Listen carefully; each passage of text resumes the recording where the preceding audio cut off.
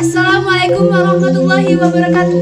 Saya Firza Naura Aprilia, asal Sumedang, Fakultas Teknik, Prodi Teknik Informatika, Universitas Trunojoyo Madura, ingin mengenalkan kepada kalian semua salah satu potensi yang ada di Sumedang, yaitu garam. Bicara tentang Indonesia yang memiliki iklim tropis yang cocok untuk produksi garam, salah satu lumbung garam di Nusantara ada di Sumedang. Namun, petani garam hingga kini masih berjuang untuk mendapatkan harga beli yang baik dan dipengaruhi juga dengan kualitas dan kuantitas produk garamnya. Nah, salah satu cara yang kini digalakkan yaitu penggunaan geomembran agar garam tetap putih dan tidak terserap tanah. Garam merupakan salah satu potensi daerah di Sumeneb, Jawa Timur. Dalam sejarah, produksi garam setelah Onggosuto dibawahi langsung oleh Keraton Sumeneb, di mana pada waktu itu ditunjuk Menteri Bujer atau Menteri Garam dari kalangan keluarga keraton. Salah satu yang tercatat ialah Raden Sindunagoro, Menteri Bujer di zaman Kesultanan Panglima Perang Anggosuto. Inilah yang pertama kali mempunyai pikiran untuk membuat garam dari air laut yang dijemur. Tak hanya itu, dalam perkembangannya, produksi garam juga mendapatkan campur tangan pihak kolonial Belanda maupun Inggris. Siapa bilang rasa garam itu asin? Jika panen bertonton menghasilkan garam, garam itu akan terasa lebih manis. Iklim tropis dengan suhu rata-rata 26 derajat Celcius dan curah hujan yang tergolong rendah 88 hari per tahun menjadikan daerah Kabupaten Sumeneb salah satu lumbung garam. Kabupaten Sumeneb ini masuk dalam 10 wilayah penghasil garam terbaik di Indonesia. Dibutuhkan proses yang panjang untuk para petani. Hampir dari 500 tahun, masyarakat di Pulau Madura ini mengenal teknologi pembuatan garam. Hingga kini dilakukan pembuatan garam yang tradisional. Air laut dimasukkan ke petak-petak, dijemur di bawah sinar matahari sehingga air menguap dan salinitas atau kadar garam mencapai titik tertentu. Itulah sebabnya curah hujan lebih sedikit yang sangat penting bagi petani. Ini berbeda-beda. Air laut yang baru saja dialirkan ke ladang disebut petak air muda. Dan 10 hari setelah itu disebut petak air tua. Pembuatan garam sangat bergantung pada intensitas cahaya dan sangat berpengaruh terhadap kuantitas dan kualitasnya. Terkadang untuk menghindari terkena hujan garam dengan kadar keasinan rendah terpaksa dipanen dini.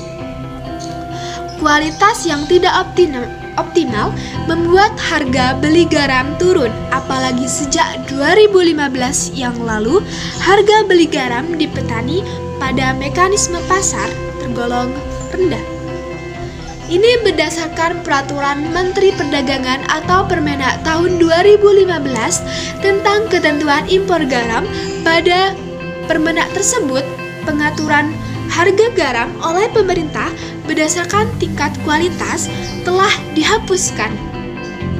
Petani dalam koperasi kelompok tani ini untuk menghindari harga yang rendah datang dari Dinas Kelautan dan Perikanan Kabupaten Sumeneb.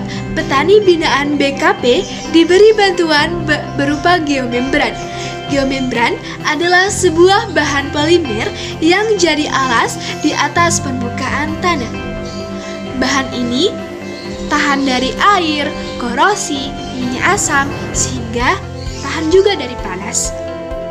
Petani garam di Desa Kertasada contohnya adalah salah satu kelompok petani garam yang menggunakan geomembran. Produktivitas nasional juga kualitas dan kuantitas yang dapat diprediksi oleh para petani. Di desa ini sedikitnya terdapat 124 lahan garam dan hampir 50% telah dimanfaatkan geomembran. Selain membuat alas, juga berguna mengurangi resiko kehilangan garam akibat terserap oleh tanah, sehingga hasil panen garam bisa dipastikan. Kelemahannya mengenai garam di kalangan masyarakat Kabupaten Sumeneb yaitu terdapat angka penderita gangguan akibat kekurangan garam beriodium atau yang disingkat dengan GAKY. GAKY ini relatif tinggi.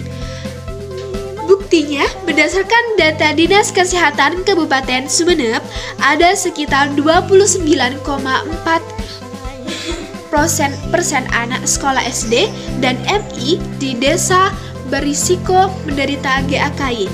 Karena itu, menurut Bupati, pemerintah daerah akan membudayakan masyarakat untuk mengkonsumsi garam beriodium, sehingga akan mengurangi penderita GAKY sekitar 29,4%.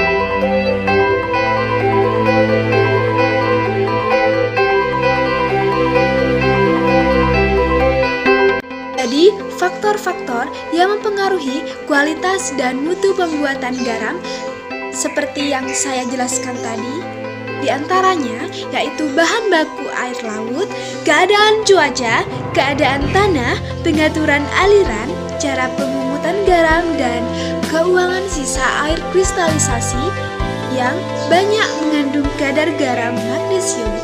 Sedangkan beberapa faktor penghambat mutu garam yaitu diantaranya pencemaran air laut, adanya limbah kapal, dan lingkungan curah hujan yang tinggi, kecepatan angin, dan kelembapan suhu sangat mempengaruhi.